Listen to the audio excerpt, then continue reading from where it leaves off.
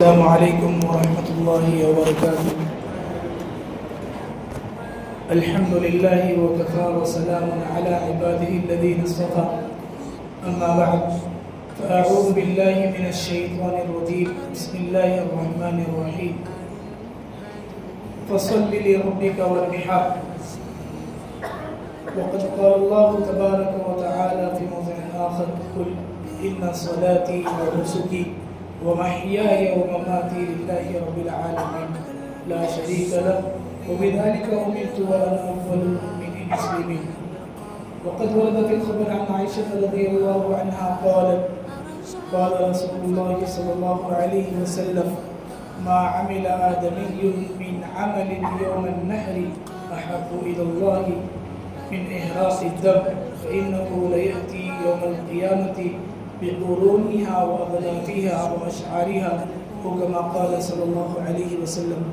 نہایت ہی محترم مکرم سامعین و حاضرین، جیسا کہ ہم سبھی جانتے ہیں کہ ہم عشرہ ذی الحجہ سے گزر رہے ہیں اور اس عشرے کی آج 9ویں تاریخ ہے اور اس میں 9واں دن ہے. 9واں دن آج سے ہی، آج کی فجر سے ہی ایام تشریق بھی شروع ہو چکے ہیں. محترم مصلیان اکرام، یہاں پر دو باتیں واضح کر دیتا ہوں، یاد رکھ لینا چاہیے کہ ایک ہے ایام تشریق، اور یہ جو ہیں 9ویں ذی الحجہ کی فجر سے لے کر 13ویں ذی الحجہ کی عصر تک کے ایام کو، دنوں کو ایام تشریق کہا جاتا ہے. اور دوسرے ہیں ایام نحر. ایام نحر سے مراد قربانی کے دن، جن دنوں میں بندے اللہ کے حضور میں اپنی حیثیت کے مطابق اپنی قربانیاں پیش کرنے کی سعی کرتے ہیں. اور وہ 3 دن ہیں: 10ویں، 11ویں اور 12ویں کی عصر تک. مغرب سے پہلے بھی ہو جائے تو چل جاتا ہے. تو یہ 3 دن جو ہیں یہ ایام نحر ہیں، یہ ایام قربانی ہیں. حدیث سے، کتاب سے، سنت سے یہی 3 دن حقیقی قربانی کے ثابت ہیں. ایام تشریق 5 ہیں.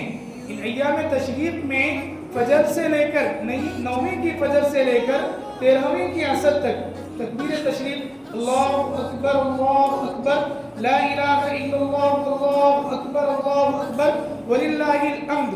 تمام کے تمام ایمان والے، اللہ تعالیٰ کے جیالے متوالے، اللہ کا نام لینے والے، رسول اللہ صلی اللہ علیہ وسلم سے عشق رکھنے والے سارے کے سارے مسلمان اللہ کی محبت میں، اللہ کے حکم پر اور نبی کی اتباع کرتے ہوئے یہ 5 ایام 5 نمازوں میں ہر فرض نماز کے بعد سلام پھیرنے کے بعد بآواز بلند ایک بار یہ مکمل تکبیر پڑھنا واجب ہے. رسول اللہ صلی اللہ علیہ وسلم کی مکمل آیات مبارکہ سے یہ عمل ثابت ہیں، اور اس عمل کا کرنا مردوں پر بھی ضروری ہے، عورتوں پر بھی ضروری ہے. عموماً ہمارے معاشرے میں عورتیں اپنی نمازیں تنہا پڑھتی ہے. مسجدوں میں تو ایک ماحول بن جاتا ہے اور امام صاحب پڑھتے ہیں، پھر دیگر مصلیان پڑھتے ہیں، دیکھا دیکھی سب لوگ پڑھ لیتے ہیں. لیکن چونکہ خواتین کو ان مسائل تک رسائی اور واقفیت نہیں ہوتی ہے تو اس وجہ سے خواتین ان مسائل میں رہ جاتی ہیں. تو ہمارے بھائیوں سے درخواست ہے کہ اپنے گھر کی خواتین کو بتا دیں کہ اپنی نماز اپنے طور پر پڑھنے کے بعد یہ تکبیر ایک مرتبہ پڑھنا خواتین کے لیے بھی مشروع ہے، واجب ہے، لازم اور ضروری ہے. معلومات نہ ہونے کی وجہ سے یہ ایک اہم واجب ہماری ماں اور بہنوں سے چھوٹ جاتا ہے.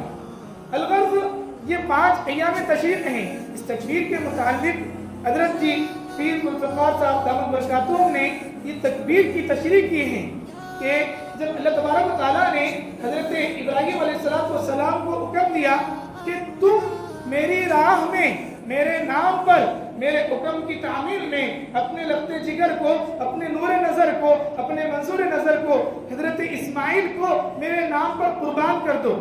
تو حضرت ابراہیم علیہ السلام اللہ تعالیٰ کے حکم کی تعمیل میں حضرت اسماعیل علیہ السلام کو قربان کرنے کے لیے لے کر گئے. فَلَمَّا أَسْلَمَا وَتَلَّهُ لِلْجَبِينِ. قرآن مقدس نے بہترین انداز میں اس قصے کی منظر کشی کیے ہیں۔ اللہ تعالیٰ فرما رہے ہیں کہ جب دونوں کے دونوں فرما بردار بن گئے، میرے حکم پر باپ لٹانے کے لیے اور بیٹا مٹنے کے لیے تیار ہو گئے اور قربانی دینے کے لیے مکمل طور پر تیار ہو گئے، تو ہم نے حضرت ابراہیم علیہ السلام کو آواز دی، وَنَادَيْنَاهُ أَن يَا إِبْرَاهِيمُ قَدْ صَدَّقْتَ الرُّؤْيَا، ہم نے حضرت ابراہیم علیہ السلام کو جواب دیا، آواز دی، ندا دی کہ اے ابراہیم، تم نے ایک خواب کی بات کو، ایک خیال کی بات کو جو آپ نے حالت نیند میں دیکھا تھا، جس کو اپنے رب کا حکم سمجھا، اس کی تعمیل کرنے کے لیے، اپنے بیٹے کو قربان کرنے کے لیے اللہ کے حکم پر اپنے آپ کو اور اپنے لختی جگر کو، اپنے نور نظر کو، اپنے دل کے ٹکڑے کو قربان ہونے کے لیے تیار ہو گئے۔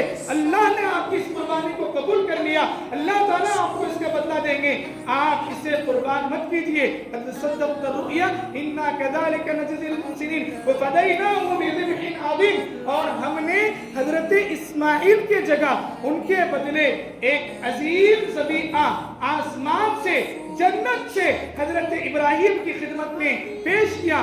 تو جس وقت حضرت ابراہیم حضرت اسماعیل کو لٹا کر، آپ کے ہاتھ پیر باندھ کر، بیٹے کی محبت کی وجہ سے اللہ کی راہ میں، اللہ کے حکم پر قربانی کرنے میں کسی طرح کی کوئی کمی نہ آ جائے، بیٹے کا یہ مسکراتا ہوا، بیٹے کا یہ چمچماتا ہوا چہرہ دیکھ کر کہیں شفقت پدری چاہت کر میں اپنے جذبات میں پھیکا نہ پڑ جاؤں، اس لیے حضرت ابراہیم علیہ السلام نے اپنی آنکھوں پر پٹی باندھ کر اپنے بیٹے کو قربان کر رہے ہیں، چھری کاٹتی نہیں ہے، غصے سے چھری کو پٹک دیتے ہیں، تیر مرتبہ ہوتا ہے، پٹی کھول کر دیتے ہیں کہ کہیں میں الٹی چھری پکڑ کر تو اپنے بچے کو زبان نہیں کر رہا۔ پھر اس کے بعد اس موقع پر حضرت ابراہیم بسم اللہ اللہ اکبر کہتے ہوئے اپنے فرزند ارجمند کو ذبح کر رہے تھے، تو اس موقع پر حضرت جبرائیل علیہ السلام لا الہ الا اللہ اللہ اکبر، اے ابراہیم علیہ السلام ایسا مت کیجئے، اللہ بے نیاز ہے، اللہ یکتا ہے، اللہ اکیلا تنہا معبود ہے، آپ کی قربانی آپ کے رب نے قبول کی ہے، آپ کے بیٹے کی جگہ آپ کے رب نے ایک دمبا دے بھیجا ہے، میں اس دمبے کو لے کر آیا ہوں۔ یہ الفاظ اللہ اکبر حضرت ابراہیم علیہ السلام نے کہا، پھر اس کے بعد ان کے جواب میں لا الہ الا اللہ اللہ اکبر حضرت جبرائیل نے کہا۔ پھر اس منظر کو دیکھتے ہوئے پیارے ننھے معصوم حضرت اسماعیل علیہ السلام نے وللہ الحمد کہا۔ انہی کی یادوں میں ان 5 ایام میں یہ تکبیر تشریق کا نذرانہ ہم تمام کے تمام اپنے رب کی بارگاہ میں پیش کرتے ہیں۔ تو ہمیں چاہیے کہ اہتمام سے 5 نمازوں کو باجماعت ان دنوں میں بھی، پوری زندگی میں بھی، قربانی دینے کا مطلب یہ نہیں ہم قربانی دیتے ہیں تو مسئلہ ہے کہ جس کی قربانی ہوتی ہے وہ شخص 1 ذی الحجہ سے لے کر 10 ذی الحجہ تک اپنے بال نہ کاٹے، اپنے ناخن نہ کاٹے اور اپنے آپ کو روکے رکھے، 10 دنوں تک روکے رکھے، قربانی کا جانور ذبح ہونے کے بعد میں اپنے بال، اپنے ناخن سب کچھ صاف کرے۔ اس سے ہمیں یہ سبق ملتا ہے کہ ہم اپنے قربانی کے ذریعے سے اپنے گناہوں سے معاف کرا دیے گئے، ہمارے گناہ صاف شفاف ہو گئے، اللہ نے ہمیں معاف کر دیا۔ حدیث مبارکہ میں ہے صحابہ کرام رضوان اللہ علیہ مجمعین نے رسول اللہ صلی اللہ علیہ وسلم سے پوچھا ما هذه العزائی یا رسول اللہ، اے اللہ کے رسول صلی اللہ علیہ وسلم یہ قربانی کیا ہے؟ تو آپ علیہ السلام نے فرمایا قال رسول اللہ صلی اللہ علیہ وسلم سنت ابیکم ابراہیم، تمہارے والد حضرت ابراہیم علیہ السلام کی سنت ہے، ان کی یادگار ہے، اور اس یادگار کو ہم پر اللہ نے لازم اور واجب کر دیا ہے۔ فصلی لربک وانحر، آپ نماز عید ادا کیجئے اور اس کے بعد اپنے رب کے نام پر قربانی دیجئے۔ تو اللہ کے یہ حکم سے قربانی کی جو صاحب نصاب ہے اس پر قربانی کی واجبیت اور فرضیت ثابت ہوتی ہے، تو یہ تم پر واجب ہے اللہ کی طرف سے۔ قال سنت ابیکم ابراہیم قالوا فما لنا فيها یا رسول اللہ، تو صحابہ نے کہا اے اللہ کے رسول صلی اللہ علیہ وسلم ٹھیک ہے حضرت ابراہیم کی سنت ہے، لیکن ہمیں اس کے بدلے میں کیا ملے گا؟ آپ علیہ السلام نے فرمایا قال رسول اللہ صلی اللہ علیہ وسلم بكل شعرة حسنہ، کہ قربانی کے جانور کے ہر بال کے بدلے ایک نیکی ملے گی، اور کل قیامت کے دن پلسرات پر ایک راہ ہے، ایک راستہ ہے، ایک بریج ہے، ایک وے ہے، اس پر سے ہر کسی کو گزرنا ہے جو جہنم پر بچھا ہوا ہے، بال سے باریک ہے، تلوار سے تیز ہے، اس پر گزرنے کے لیے یہ قربانی کا جانور ہمیں ہماری سواری کے لیے لایا جائے گا، یہی چیز ہمارے لیے ہوگی۔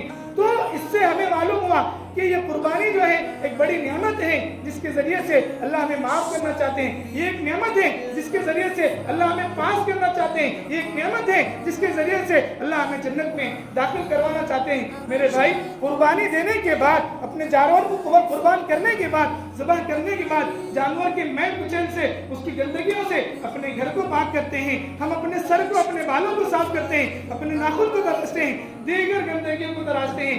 تو میں اس وقت قربانی کے پلیٹ فارم سے میں تمام ملت اسلامیہ کو, ہمارے سارے بھائیوں کو ایک پیغام دینا چاہتا ہوں کہ ہم اپنی انا کی بھی قربانی دیں, اپنی انا کو فنا کریں, اپنے دلوں میں چھپے ہوئے حسد کو, کینہ کو, بغض کو, دوسروں کی جو دشمنیاں لے کر جی رہے ہیں ان سب کو قربان کرتے ہیں, ان سب سے اپنے دلوں کو صاف کرتے ہیں. اللہ نے جب آپ کو معاف کیا ہے تو اللہ کی نظروں میں صاف شفاف بن کر رہنے کی کوشش کریں, فکر کریں, اور یہ قربانی ہماری زندگی کی ایک مثالی قربانی بن جائے. یہ قربانی ہماری زندگی کا ایک نمونے کے طور پر قربانی بن جائے. یہ قربانی ہماری کامیابی اور سرخروئی کا ذریعہ بننے والی قربانی بن جائے. اس کی کوشش کریں, فکر کریں. اور دوسری چیز, ملک کے جو حالات ہیں وہ سارے ہمارے سامنے ہیں, کس طریقے سے اسلام دشمن طاقتیں پروپیگنڈے اور سازشیں کر رہے ہیں. اس لیے خدا را اپنے قربانیوں کی جانور ذبح کرنے کی موقع کی فوٹوز, ویڈیوز اور اسی طریقے سے جانور اور ساری چیزیں جو ہیں اس کو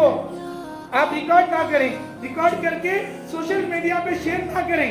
یہ چیزیں ملک کے دیگر علاقے جہاں پر مسلمان اقلیتوں میں وہاں کے لوگوں کو تشدد کا, ظلم کا, بربریت کا نشانے پر آنا پڑتا ہے, تو اس سے ہمارے دیگر بھائیوں محفوظ رہے.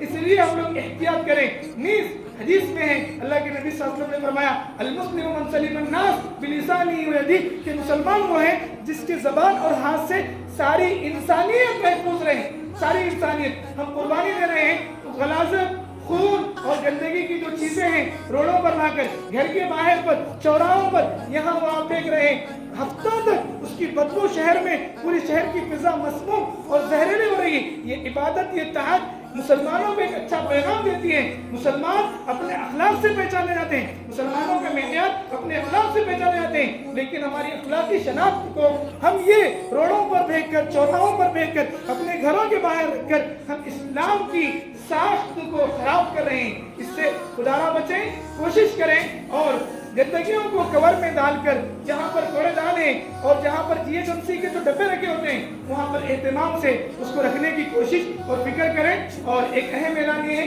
کہ آئندہ کل مسجد حاضہ میں نماز عید الاضحیٰ صبح 6:15 بجے ٹھیک 6:45 کو ادا کی جائیں گی. اللہ تبارک و تعالی ہم تمام کو عمل کی توفیق عطا فرمائے. واخر دعوانا الحمد للہ رب العالمین.